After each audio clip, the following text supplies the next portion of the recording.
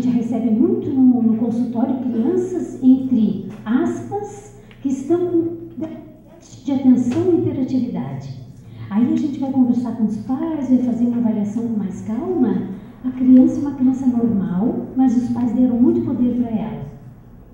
Então aquela criança é que decide tudo dentro da casa. E ela não tem atenção. Ela não tem déficit de atenção, ela só não tem estrutura para tomar conta de uma casa. É muito comum nós escutarmos dos pais questões como assim, eu vou deixar ele crescer para ver o que ele quer. Perdendo a oportunidade de já desde pequeno passar o que é melhor para aquele filho. Só pode ser uma sensação de não saber o que é bom para ele. Porque se vai deixar para o filho escolher com 18 anos de idade, perdeu 18 anos. E isso pode ser qualquer coisa. Orientação sexual, orientação religiosa, pode ser qualquer tipo de orientação. É desde que nasce. Pais que se digladiam, né? Pais que brigam o tempo inteiro, que os filhos dizem assim, eu nunca aceitei os meus pais brigando. Aí a gente pergunta, mas como é que é teu casamento? Brigando. Então, quando os pais se separam, às vezes é a chance daquele filho não fazer o que ele fez. Às vezes quando os pais se separam, até porque brigam demais, é a chance do filho de não repetir aquilo que ele vai ver a vida inteira.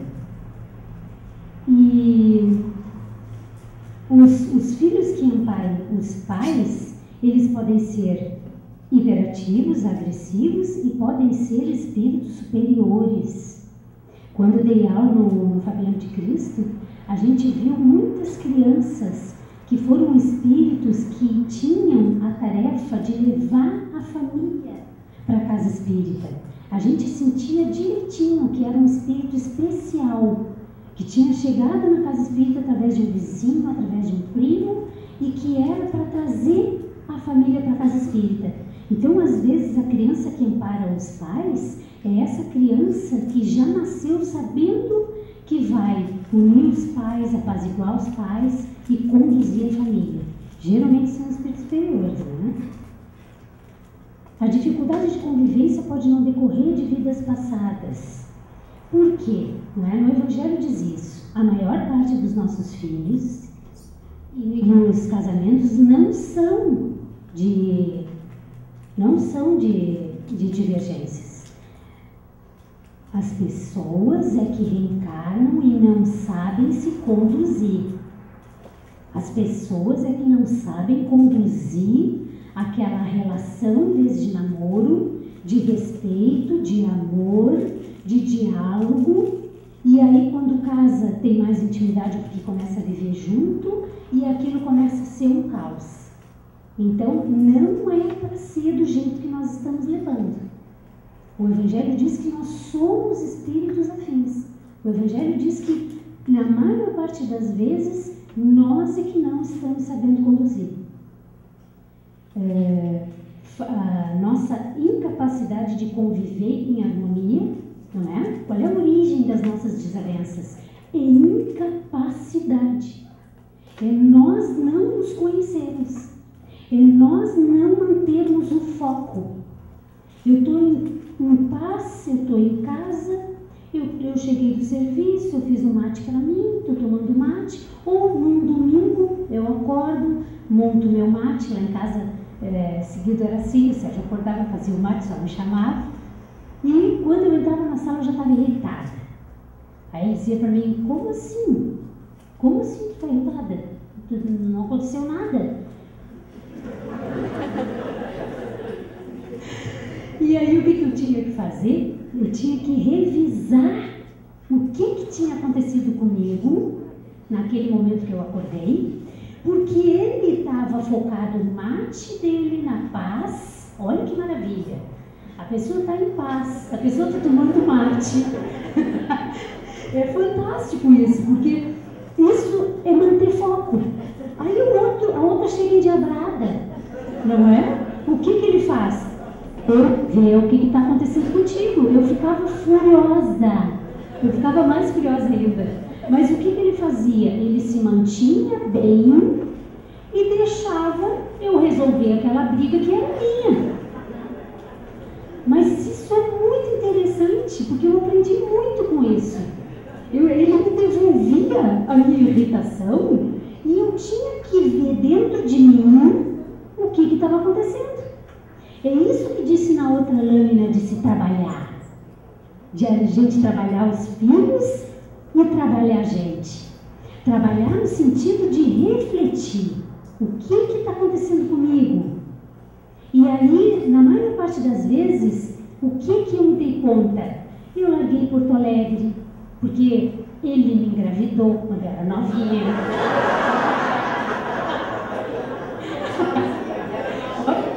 Olha só, Carmen. Depois eu comecei a me dar conta do que eu acordava brava, não é? Bem novinha, eu me engravidei, tive que vir para cá, porque ele passou na medicina aqui, não é? Eu vim para Pelotas, forçado. E o que aconteceu? Eu acordava já com raiva de ter aquela situação que eu não tinha escolhido, imagina. Mas era imatura, né? Eu era imatura, eu casei muito nova. A gente não sabe. A vida de família, a vida de casal, mãe e pai não tem bula. Isso que é difícil. Não tem bula. Não tem alguém que diga pra gente, não, é assim que se lida com esse filho, é assim que se lida com esse marido. Não, não tem.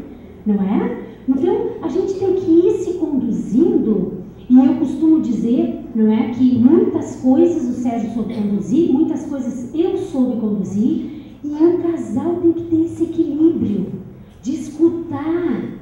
Em outro momento da minha vida eu não escutei. Eu quis ser síndica, sofri horrores, ele dizendo que eu não pegasse de ser síndica, eu peguei. Gosta que eu sou, né? E me ralei. Mas, assim, ó, quando a gente respeita, escuta, aprende, reflete, dá certo. Quando um escuta o outro, respeito, é autoestima, isso que às vezes a gente não se dá conta.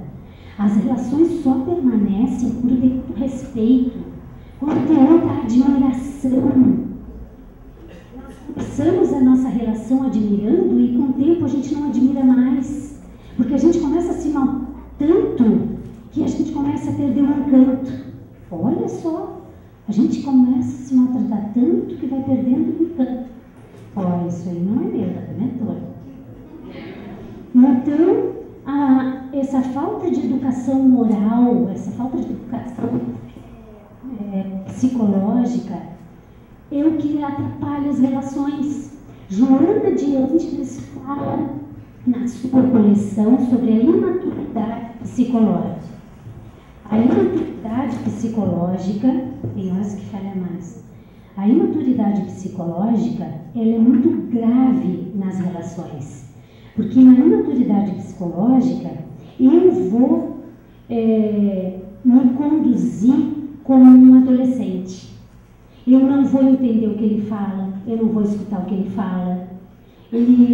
É como se ele estivesse falando para as paredes, porque eu não quero escutar. Eu não quero escutar a verdade, eu não quero escutar o que eu tenho que mudar. Eu não quero escutar o que eu tenho que mexer para poder me dar melhor, me relacionar melhor. Eu não quero escutar as coisas que eu tenho que parar de fazer. Então, é igual o adolescente. Ele começa a falar, eu bato a porta. Ele começa a falar, eu invento que eu tenho que ir na padaria. Essas atitudes que Joana de Angeles nos diz, que são imaturas e não permite que o casal amadureça. Não é?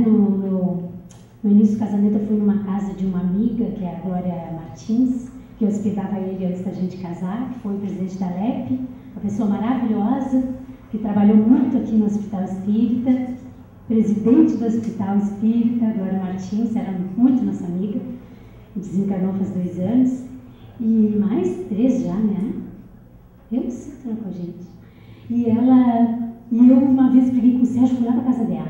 Ai, Glória, não aguento, porque ele é cheio de mania, eu não sei o quê.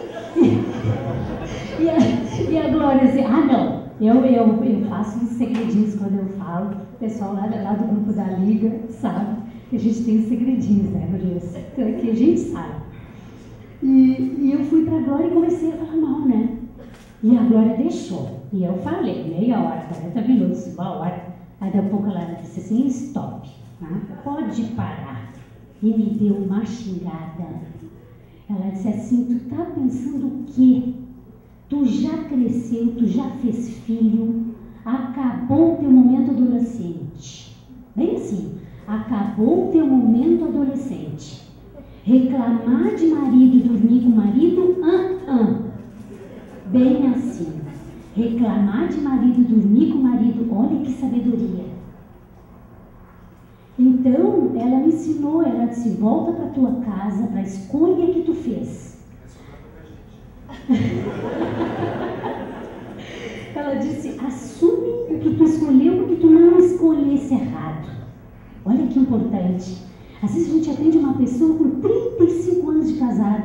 Ah, porque eu tô cansada, porque eu vou botar detetive, porque ele tá me traindo. E eu pensando, não bota detetive nada, fica quieta. Não bota detetive, se casou, já sabia que era assim, o que tá querendo mudar agora? Não é? E aí eu comecei a ver que aquelas palavras da Glória eram sábias, não é? E eu voltei para casa e não falei mais mal do marido. Estou tentando. Então, gente, assim, ó, as pessoas, elas têm, nós, não é?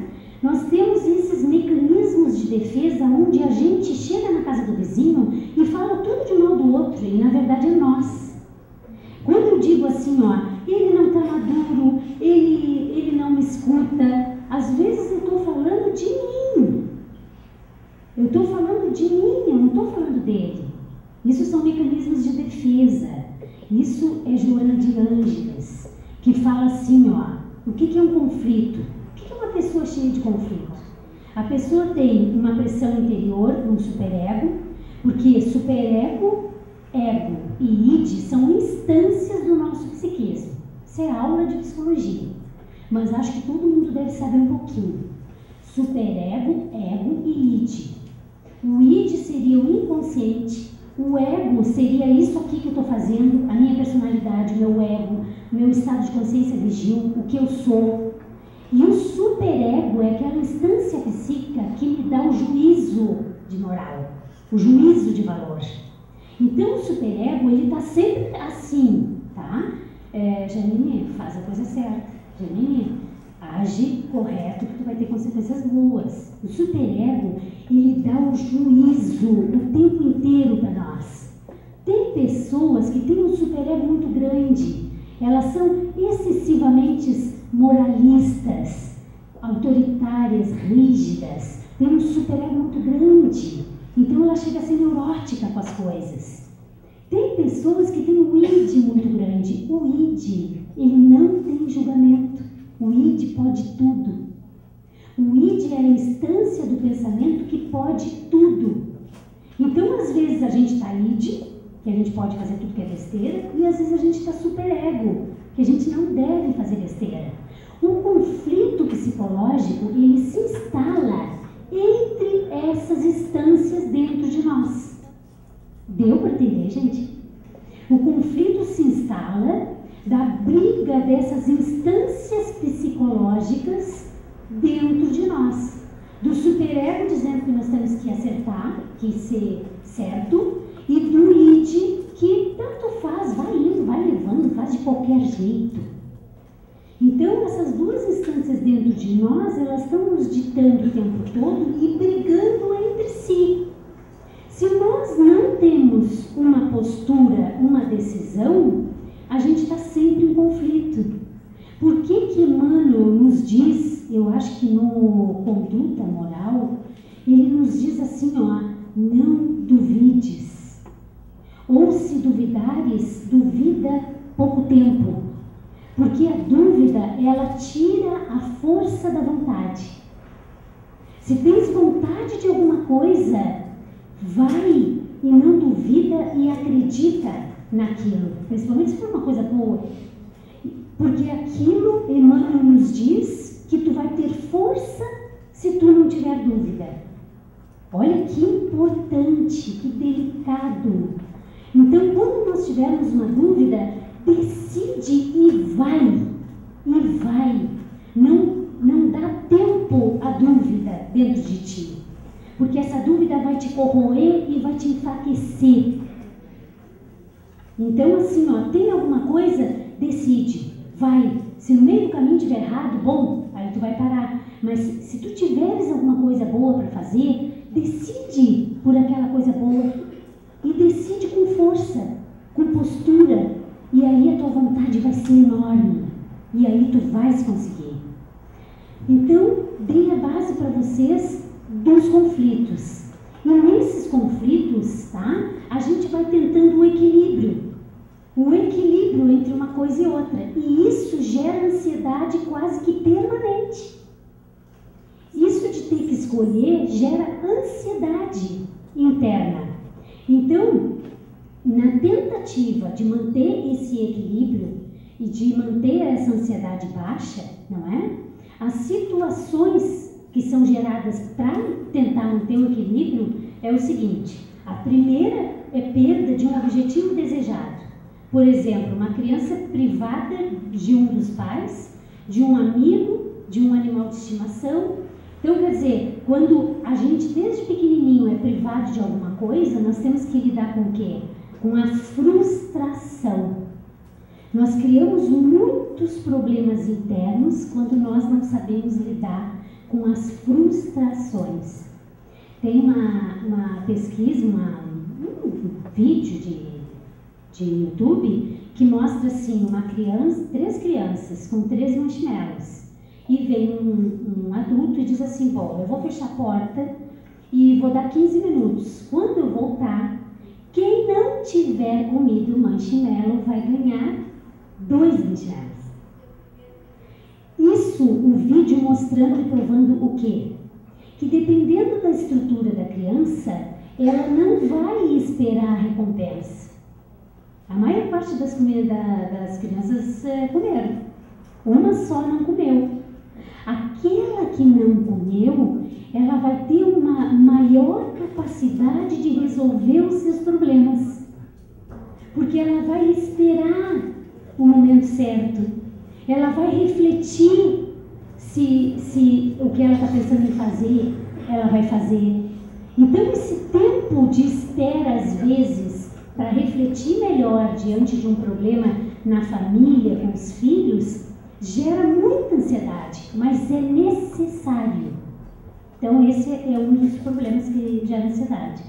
A outra, a perda de amor, a rejeição ou fracasso em reconquistar o amor, por exemplo, ou desaprovação de alguém que lhe importa.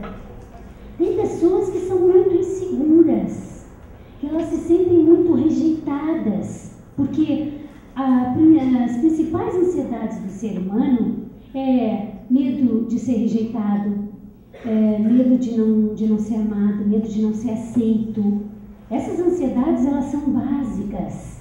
Dependendo de como a pessoa chega numa festa, a gente percebe direitinho pessoas mais inibidas, pessoas mais extrovertidas, não é? Esse medo que a gente tem de ser rejeitada por uma pessoa que ama ou por uma pessoa que deixou de gostar dela, isso gera muita ansiedade.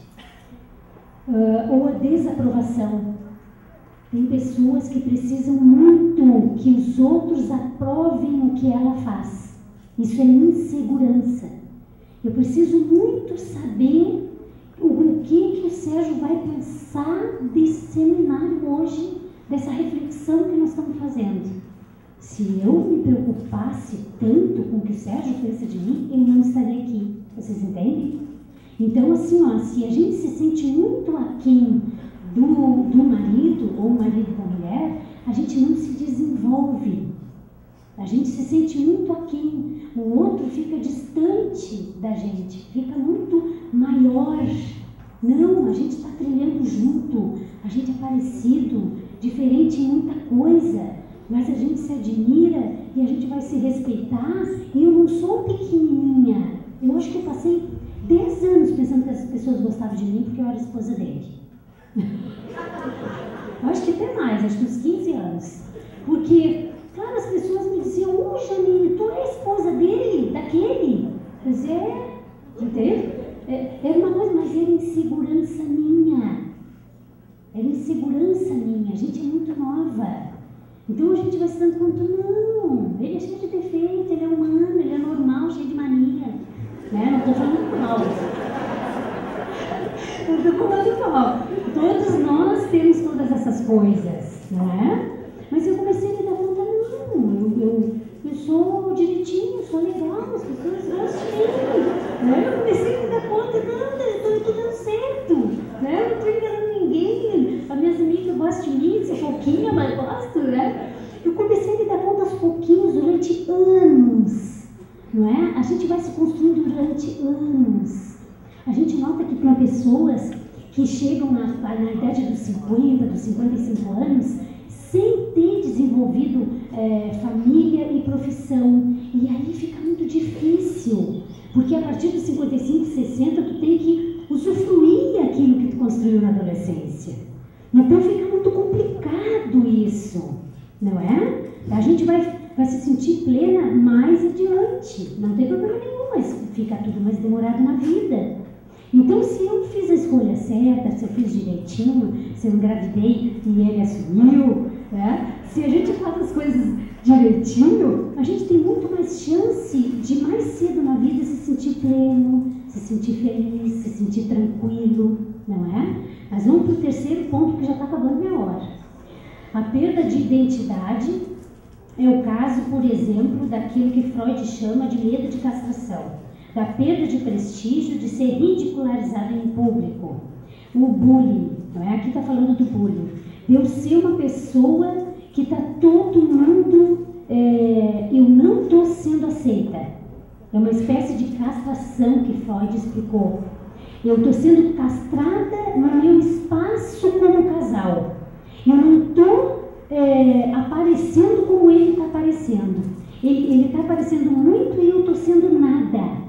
Então, quando eu apareço com ele, eu me sinto muito, muito, muito pequenininha, e aí tudo que me falam já é para não estragar o dia, já é porque eles não gostam de mim, porque eles gostam mais dele, e aí tudo que acontece eu distorço e eu vejo conforme a minha insegurança. Fica muito difícil de se relacionar com pessoas assim. Fica muito difícil de uma pessoa mais evoluída, mais entendida dela mesma, se relacionar com uma pessoa imatura, com uma pessoa insegura. Fica muito difícil.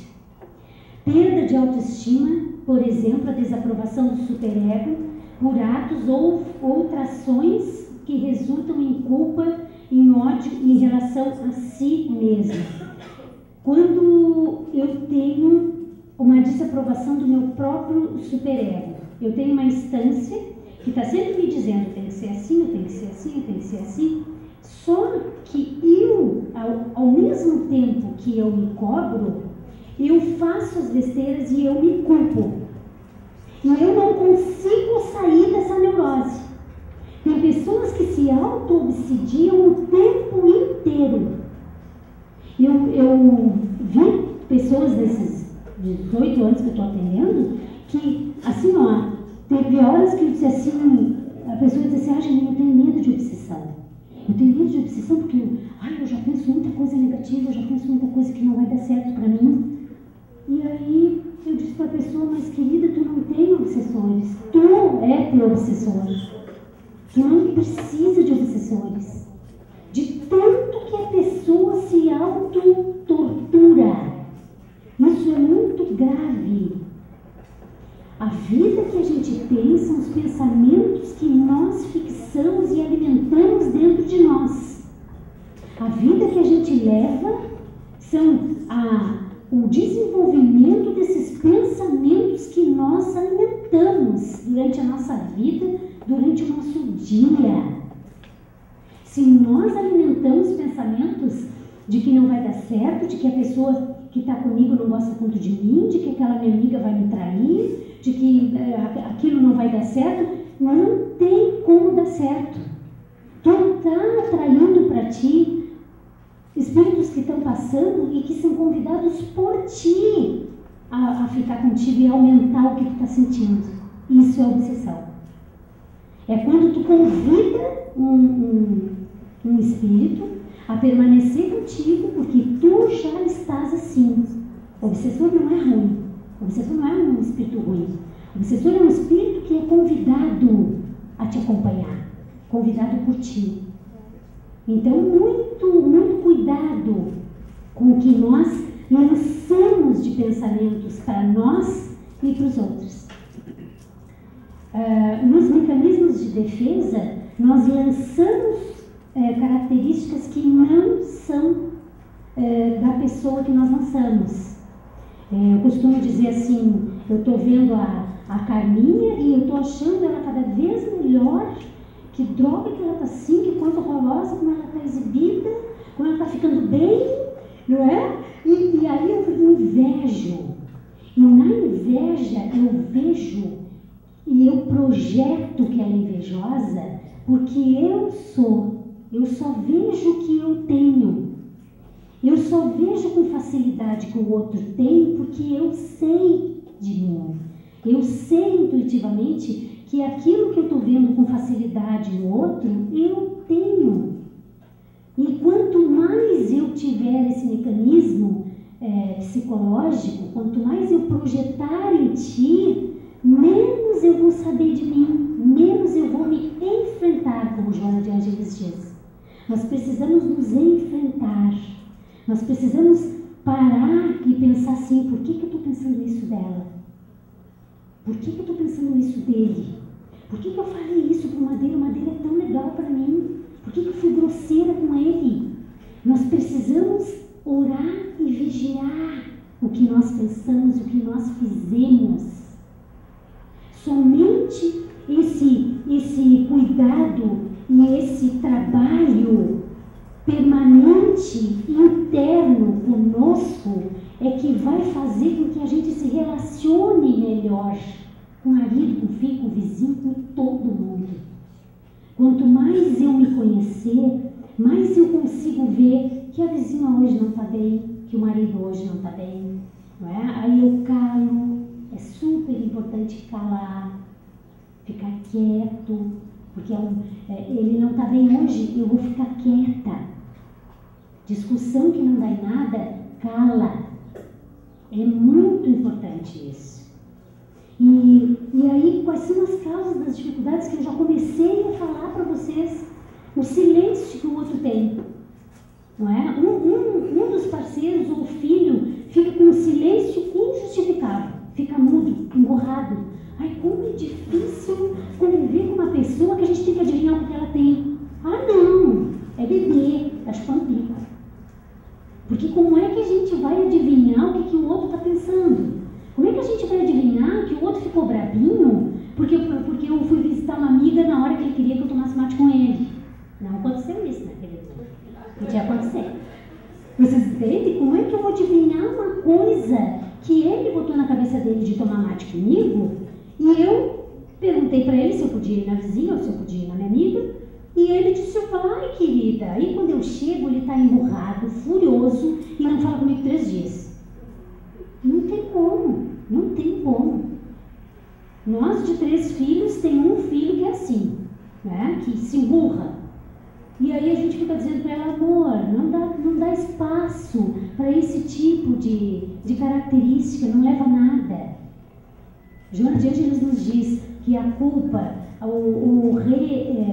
remoer mágoas, as mágoas, colecionar mágoas, a raiva, a intolerância. Joana de Ângeles nos diz assim, ó, todas essas emoções e sentimentos são inferiores. Inferiores. Então, eu toda hora me lembro assim do espírito superior, né? Eu me lembro assim, como é que é espírito superior?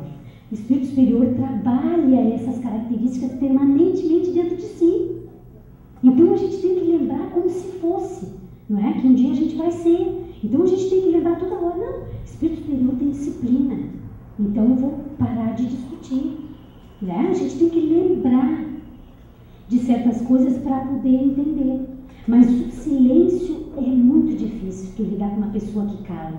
Que cala não na discussão, calar na discussão é sábio. O tédio inexplicável. Às vezes a pessoa é melancólica, às vezes a pessoa é depressiva, tem que tratar. A pessoa que tem tédio permanente tem depressão. Isso é grave, tem que tratar. Entende? A ira disfarçada. Eu tô louca de raiva que o Sérgio vai lá na Paraíba da palestra e nem me convidou. Só me avisou, Janine, vou ter que ir à Paraíba. Eu tô furiosa, mas faz de conta que eu sou boazinha, né? Eu sou uma esposa boa, né? Chega na hora de viajar e diz assim pra mim, me ajuda a arrumar mala? Não. Eu não falo nada, mas vou pra cozinha, invento fazer uma coisa. Já aconteceu. Já aconteceu. Uma vez ele me falou, vou Belo Horizonte. Eu, tá, chá comigo. Pensei, né, guria? Pensei, tá, deixa pra mim. Aí, quando foi na hora de arrumar a mala, ele ia, me ajuda aqui a arrumar a mala. Eu, tá, já vou. Que vai arrumar o quê? Tava furiosa. Então, Então, gente, não adianta disfarçar o que a gente está sentindo, o outro sente. Não adianta a gente achar que aquilo que tu está sentindo ninguém vê. Né? Não adianta. Ainda mais esses sentimentos. É horrível. E a gente fica com aquilo, e a gente fica mal, e aí daqui a pouco discute. Né? Então, quer dizer, não é legal. A perda do gosto de conversar. Pô, se eu perdi o gosto de conversar, está acontecendo alguma coisa que não acontecia antes. Ou ele não me escuta mais, eu estou me sentindo desvalorizada, ou eu não escuto mais ele e ele viu que eu estou diferente. Então, essa perda de gostar de conversar, tem alguma coisa que nós vamos ter que conversar. Tem alguma coisa. Tu mudou? O que aconteceu? Sempre que nós tínhamos problemas, nós sentávamos e conversávamos. Então, o que mudou que agora tu não quer mais conversar? Então, isso tudo tem que ser motivo de parar e dialogar. A irritabilidade constante. Ninguém aguenta uma pessoa irritada o tempo inteiro. É insuportável viver num clima de irritabilidade, de negatividade. É insuportável viver. Então, é necessário que, assim, num momento que o outro não suporta a negatividade ou a irritação do outro, sai. Olha, vem contigo. Tô fora. Sabe? É muito importante. Se na hora da irritabilidade não dá para conversar, porque a pessoa vai dizer o que não quer. Porque sempre na raiva é dito o que não quer e escutado o que não quer ouvir também. Então, nunca é momento de conversar. O desinteresse pelos problemas do outro, me desinteressei completamente. O que está acontecendo? O que está acontecendo com ele, que não me interessa mais, e o que está acontecendo comigo, que eu me desinteressei? O que está acontecendo? Eu conheci uma pessoa, eu acho que aquela pessoa vai me dar mais atenção, ou eu acho que ele está trabalhando muito e não me dá atenção, ou eu acho que ele, dentro das coisas que ele fala, já não é importante para mim. O que está acontecendo? Está acontecendo alguma coisa. A falta de intercâmbio de opiniões, não é? Porque nós somos pessoas muito diferentes. Então, sempre existe, em qualquer momento da vida de um casal, diferenças de opiniões. O tempo inteiro, diariamente. Eu penso isso, tu pensa aquilo, tá? Mas e aí? Aí tem uma briga gigantesca, porque como assim tu tá improvisando, tu sabe que eu sou organizado, que eu sou disciplinado, que eu não gosto de improviso. Tá, mas tu me conheceu assim, querido. Como assim? Tu não me aceita mais? Tu se deu conta que não me ama mais depois de 30 anos? Tu entende? Então, às vezes a pessoa muda. Às vezes a pessoa em determinado momento da vida realmente não está com paciência que teve o tempo todo com aquela pessoa. Mas está acontecendo alguma coisa. Então, isso tudo tem que ser entendido e conversado. Atritos contínuos. O casal que quase nunca briga, começa a brigar permanentemente, tem alguma coisa. Se o padrão não é aquele, por que estão brigando tanto? A gente vê adultos se comportando como criança. Criança bate boca, adolescente bate boca. Adolescente adora bater boca. Adora falar para tentar provar uma opinião que ainda não tem. Adolescente é assim. Adolescente ele bate boca para tentar mostrar que ele está grandinho e que ele já tem opinião, só que ainda não tem, porque ainda não tem a maturidade. E um adolescente aqui, que se acha, o adulto aqui, a mãe, o pai, que se acha adulto, discute parelho com o filho. Então é dois adolescentes, o filho perde o pai e a mãe. O filho fica órfão de pai e mãe, quando o pai e mãe discutem. Ele fica sem pai e sem mãe. Então não se discute com o filho, se conversa, mas discutir não. Quem discute com o adolescente é adolescente. Discutir não. E agressão e o deboche. Né? Começou um tratar mal o outro, começou um debochar do outro, pode ter certeza que vai separar. Nós tivemos uns 20 anos atrás um casal que a gente começou a conviver, muito amigos da gente, e eu comecei a dizer para o Sérgio, que engraçado, que ele chama ela de trator. Não, amor, aquele casal. Não, tu não, só me elogia. Quando ele quer que eu emagreça, ele diz assim, querida, tu vai ficar mais linda se tu perder um pouco de peso. Olha que homem inteligente, pelo amor de Deus. Não, eu sempre admirei esse homem. Porque qual é a pessoa que vai dizer tu tá com bofe? Né? O normal é esse. Né? Olha, tu tá perdendo a sua arma, não vai mais gostar de ti. Esse é o normal. Não, ele diz assim pra mim, amor, emagrece um pouquinho, tu vai ficar mais lindo, vou ficar mais apaixonado. Ah, então maravilhoso. Né? Por isso estamos 30 anos casados. Né? A gente aprendeu a lidar com o outro. Gente, nós vamos ter que dar uma paradinha. 13h10, quase 13h10. Vamos dar um intervalinho que o Sérgio segue. Bem, vamos então à terceira parte do nosso trabalho. Essa terceira parte é com o nosso amigo, nosso irmão, Dr. Sérgio Lopes. Ele que é médico psiquiatra, palestrante espírita nacional e internacional, trabalhador do Lar Espírita Assistencial Irmão Fabiano de Cristo e também trabalhador da Liga Espírita Pelotense. É escritor, escreveu os livros Leis Morais e Saúde Mental e o Código do Monte. Articulista em diversos periódicos e é presidente da Associação Médico Espírita de Pelotas.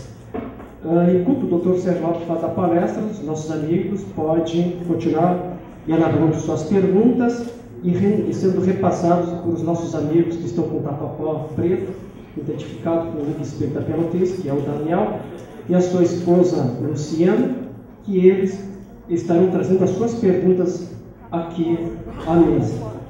Então, deixamos então neste momento a palavra com o Dr. Sérgio Lopes. Obrigado, Madeira. Boa tarde, amigos. Antes de passarmos para essa etapa do nosso trabalho, eu gostaria de perguntar aqui, eu percebo que há muitas pessoas de outras cidades, né, além de Pelotas. Quem quiser se anunciar, fique à vontade. Que outras cidades nós temos aqui? Novo Hamburgo, Rio Grande, Canguçu, Rio Grande, Júlio de Castilhos, Porto Alegre, Pinheiro Machado, Jaguarão, Candiota. Isso é um seminário internacional já. Bagé, minha terra. Vejam só, que coisa boa. Vocês se deslocaram de uma distância para participarmos nessa atividade, né? Quando a Janine me comentou sobre nós fazermos um trabalho juntos, ao convite da Liga Espírita Pelotense, nós não imaginávamos, parecia que seria um espaço, inclusive, mais íntimo, né, de nós refletirmos acerca dessa temática, E a gente sabe que hoje em dia é difícil, né, de ser alguma estrutura íntima, porque com o Facebook, com as redes sociais, no momento que cai, isso ganha um caminho que foge a qualquer possibilidade de a gente controlar. Então, apesar da chuva, que aliás acho que veio bem, né, senão o lugar ia ficar pequeno, nós temos esse desafio. Quando foi apresentado como mini curso, eu acho que vocês podem compreender que, na verdade, não se trata de um curso sobre família, né? Não é bem essa a ideia, né? Nós estamos apresentando mais reflexões, né? São reflexões, é um espaço que nós estamos utilizando para trocar conhecimentos, experiências, né? Dentro da vivência espírita, no nosso caso, por sermos casados há mais de 30 anos, né, gente? Então, embora não pareça, 30 anos, já isso nos habilita, de certa forma, a podermos refletir. Antes de qualquer conclusão que vocês possam tirar, é muito importante que se deixe bem claro. E, aliás, eu fiquei pensando o seguinte, à medida que a Janine foi falando, e a ênfase da apresentação da Janine caiu mais na questão do casamento, né? Eu fiquei pensando de que tipo de casamento é o meu. E fiquei imaginando, pensando, o que vocês estão pensando aí? Não é?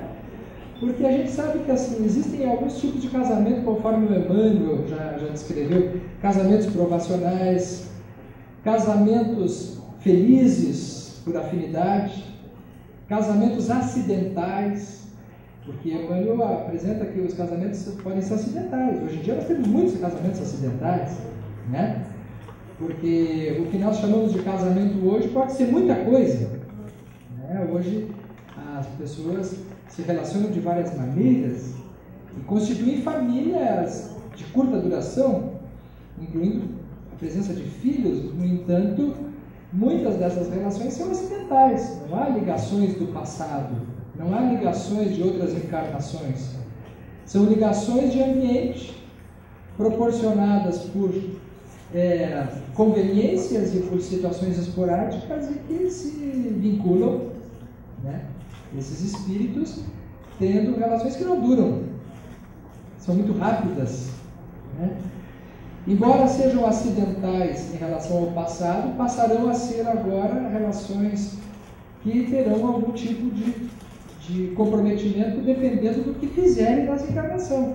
Porque se nesta vida não haveria a necessidade encarnatória de se vincularem, dependendo de como se tratarem nesse momento, o futuro agora passará a ter uma determinação, principalmente se vierem filhos dali. Porque uma das coisas que eu tenho aprendido na doutrina espírita é assim: não existe fatalismo absoluto na nossa vida. Não existem determinações únicas na maior parte das coisas, salvo em situações muito importantes, que são mais expiatórias ou provacionais, que são solicitadas por nós antes de encarnarmos, e isso diz respeito às coisas mais importantes. O restante, que constitui a maior parte da nossa vida, são planejamentos com múltiplas possibilidades. Por exemplo, nós reencarnamos com a possibilidade de termos 3 filhos. No caso meu e da Janine, nós reencarnamos com essa possibilidade. Se eu me conduzir de determinada maneira, eu tenho tudo para me encontrar com ela e ter esses 3 filhos. Mas se eu me conduzir de uma outra maneira, o planejamento da vida se modifica também. Certo? Então eu posso, por livre-arbítrio nessa encarnação, não seguir uma determinada trajetória. E isso me direcionará para um outro caminho, tendo um outro desfecho. Eu não sei se vocês concordam, mas a nossa vida, ela não é um jogo de dados, ou não é também um roteiro fixo, rígido, do qual nós somos marionetes absolutos. Não. Nós temos uma possibilidade de escolhas, mas dependendo dessas escolhas, nós estaremos incidindo em algumas determinações. Eu posso reencarnar com a possibilidade de ser um palestrante espírita, mas eu posso escolher não ser. E pode estar na minha alternativa ter algum problema depois de garganta que vai fazer com que eu passe por uma experiência que me é necessária para o meu processo evolutivo. Eu posso escolher, eu posso resolver isso através da divulgação do amor ou através da experiência da dor. Eu tenho essa alternativa. O que eu não tenho alternativa é de não querer evoluir. A vida vai me obrigar a evoluir de um jeito ou de outro. Mas eu vou escolher a maneira. Né? Enquanto a gente falava, eu ficava pensando, que tipo de casamento é o meu?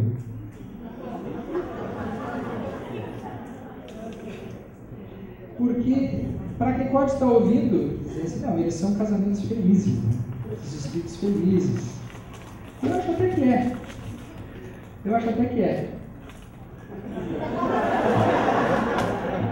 Mais para felizes do que expiatórios, sem dúvida. Se dá muito bem. Acho que realmente... Mas eu acho também uma outra coisa. Que ser casamento feliz ou não, também não é tanto uma determinação. É muito mais um jeito que a gente leva. E como a gente faz. Porque é muito difícil no planeta Terra, planeta de provas e expiações, encontrar um casamento feliz. Casamentos felizes são em planetas felizes. Em planetas de expiações e provas, tem quando muito casais de regeneração. Quando muito. Arranhando, mas felizes não. Por quê? Porque o estado de felicidade implicaria num estado de mais desapego e perfeição moral. E isso nós não temos. Certo? O que faz com que essa classificação que a gente conhece deva ser entendida de uma forma flexível e de uma forma inteligente, e não de uma forma dogmática e rigorosa. Por exemplo, casamentos por afinidade. Eu posso olhar para ela, olhar para mim e dizer assim, puxa, eu já te conheço, eu era jovem naquela época, eu ainda sou, né? E quando nós nos conhecemos no movimento espírita, em festivais de música, né? Festivais de música. Eu compunha, fazia músicas, participava de festival em Porto Alegre. Quando eu olhei para a gente, eu digo, é essa vai. E não existe mulher que resista a uma cantada espírita.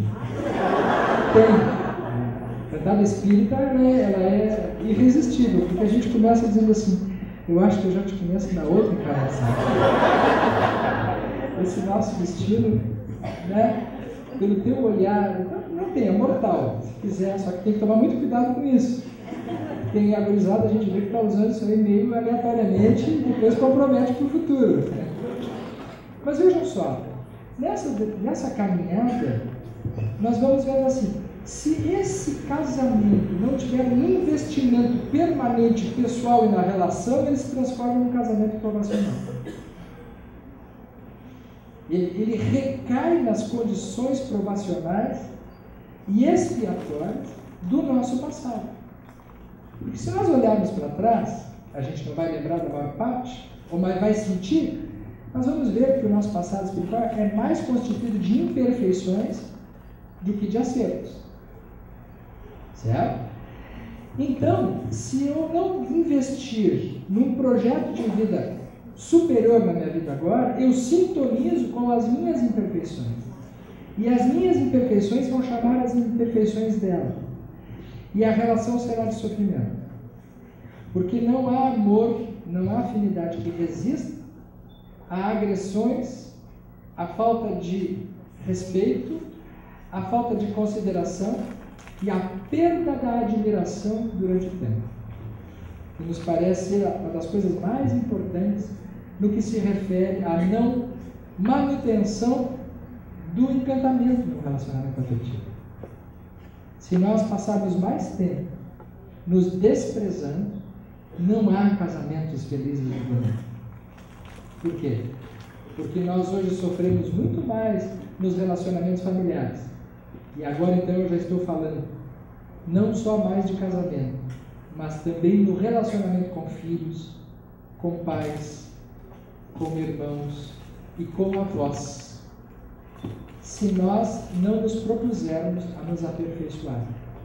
As causas dos nossos desentendimentos na nossa vida hoje se devem muito mais às nossas imperfeições do que à nossa condição de espíritos inimigos do passado.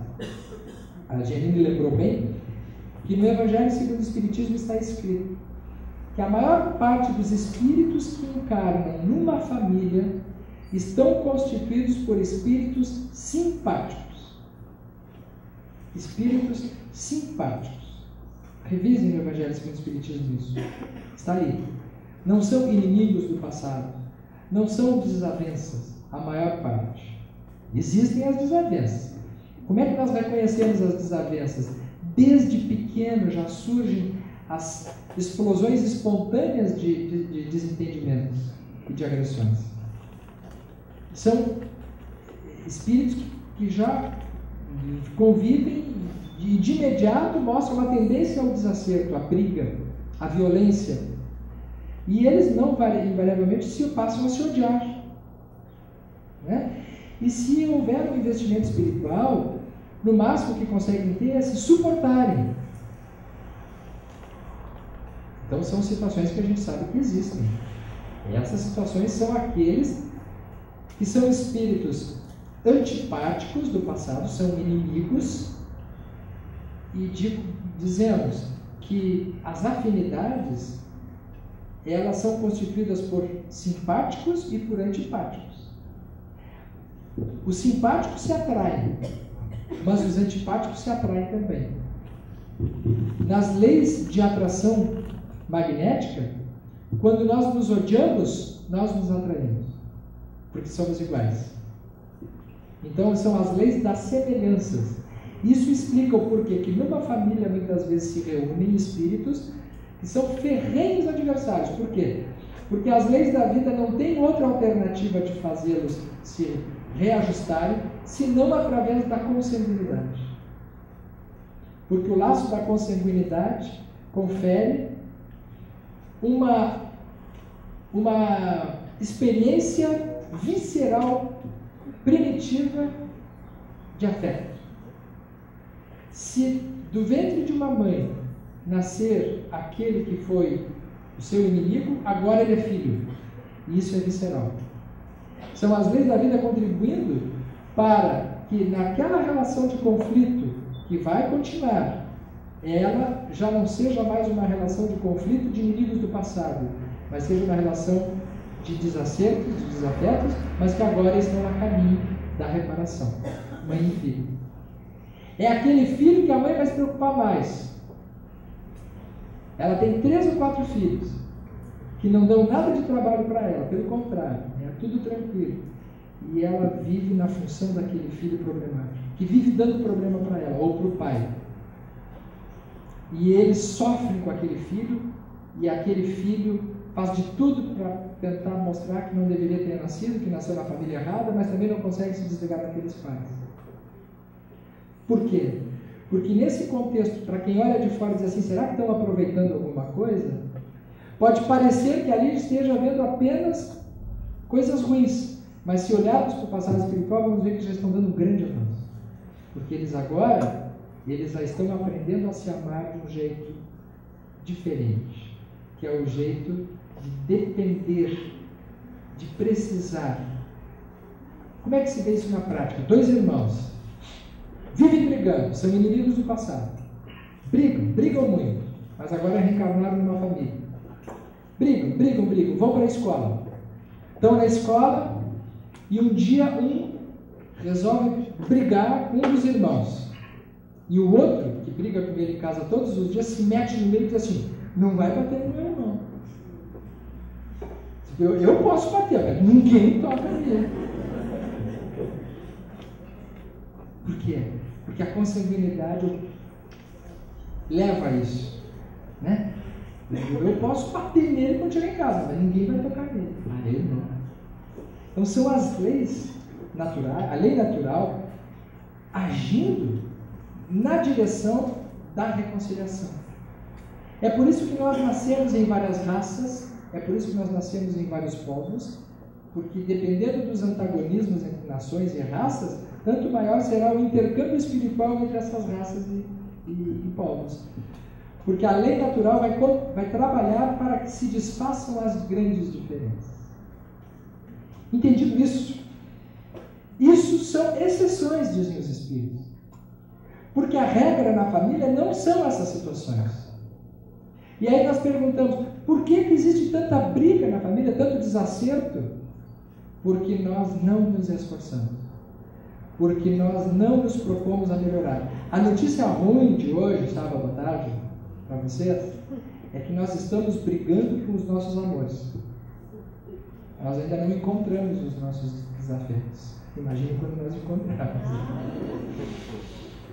Mas a notícia boa é que já temos condições de refletir sobre isso e encontrarmos alternativas para nós nos melhorarmos. Nós precisamos melhorar. Então aí entram todos esses aspectos que a Geni muito bem trouxe para nós, no sentido de que esses esforços internos que a gente faz, eles não têm apenas um propósito para nós nos darmos bem agora. Eles têm um propósito para nós corrigirmos uma caminhada muito antiga e nós realmente prepararmos o nosso futuro tão próximo. Né? E vamos ter certeza disso, que o futuro é mais próximo do que nós imaginamos. Já vamos para o Natal, vai vir a eleição agora, esse vídeo é Natal, Papai Noel já está chegando. Passa muito rápido. Né? Então, sair sábado à tarde, com chuva, e vir de outras cidades para conversar sobre esse assunto é um investimento de altíssimo valor. Porque a gente não sabe se ao sair daquilo que a gente está ouvindo, em quantas coisas nós vamos utilizar isso. Isso vai fazer toda a diferença na nossa vida. Existe a família consanguínea, mas, sob o conhecimento espírita, nós sabemos que existe a família espiritual. Sempre achei fantástica a questão familiar quando Jesus diz assim: quem é minha mãe, quem são meus irmãos? Porque ele inaugura ali um outro conceito de família. Por exemplo, hoje todos nós estamos deixando a nossa família em casa, certo? Nós, inclusive, eu e a Janine, estamos deixando uma filha que está indo embora para o exterior amanhã e vai ficar 6 meses lá. Ela vai chegar um monte, né? Então eu já estou preparado. Muito bem. Nós precisamos dar conta da nossa família, sim. Nós precisamos ter a responsabilidade com os nossos filhos, sim. Nós não podemos abandonar a nossa família, sim, senão nós nos comprometemos. Temos essa obrigação primeira, que é de cuidarmos um do outro e de cuidarmos dos nossos filhos. Mas cuidarmos até um certo limite, porque depois de um determinado limite se transforma em apego, se transforma em aprisionamento. Então tem uma hora que a gente tem que deixar o outro, deixar a família e ir ao encontro de outras alternativas de vida. É o que Jesus quis nos ensinar quando ele estava conversando com o povo, que estava interessado no que ele estava dizendo, e chegou a mãe dele e os irmãos, os parentes dele. E aí interromperam Jesus dizendo: olha, estão aí a tua mãe e teus irmãos. E o que ele diz? Quem é minha mãe? Quem são meus irmãos? Minha mãe e meus irmãos são todos aqueles que fazem a vontade do Pai. Naquele contexto, são esses que estão aqui agora, minha família agora. Hoje, sábado, gente, são vocês. Nós hoje fizemos parte de uma família. Por quê? Porque quem nos garante que espiritualmente nós já não temos ligações que vêm de outras vidas? Aqui, nós. E você sabe muito bem que às vezes as ligações entre estranhos frequentemente são de mais intensidade do que ligações consanguíneas. Vocês vão voltar para casa hoje e vai ter muita gente assim: por que vocês ficaram a tarde inteira lá? Parece espírito. Que loucura isso, que fanatismo.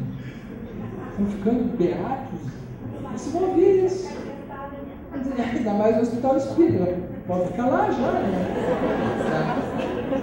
Estão assustados? O que é isso?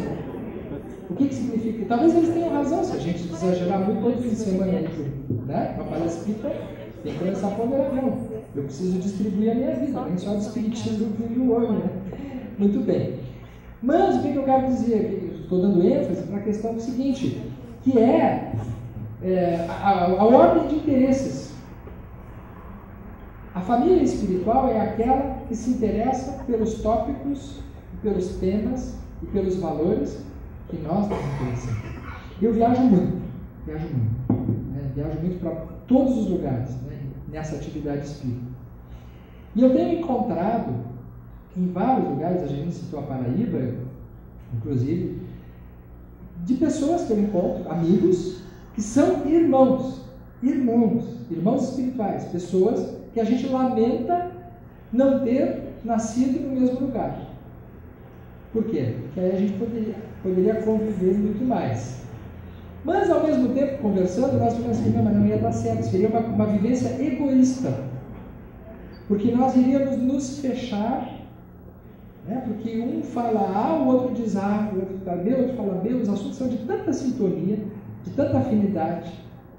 Existe uma naturalidade em conseguirmos ficar à vontade para falar sobre determinados temas que, às vezes, com as pessoas que estão bem próximas a nós não temos.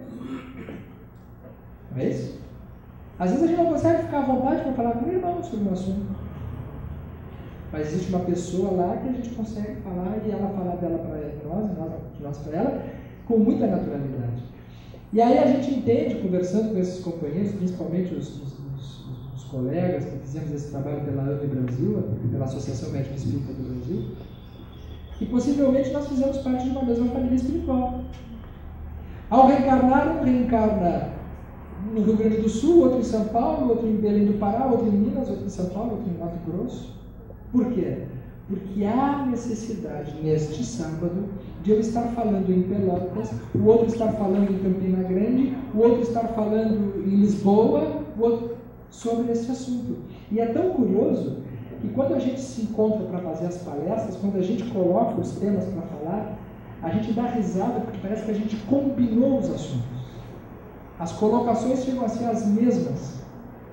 Quando nós participamos de congressos, quando um termina de falar e o outro começa, parece que estiveram juntos organizando a sequência e isso foi absolutamente, entre aspas, coincidência, não foi coincidência, né? É a família espiritual. Família espiritual. Isso é extremamente consolador. Por quê? Porque nos ensina a nós investirmos fortemente na nossa família. Sim. Né? Temos que cuidar do nosso casamento, temos esse compromisso.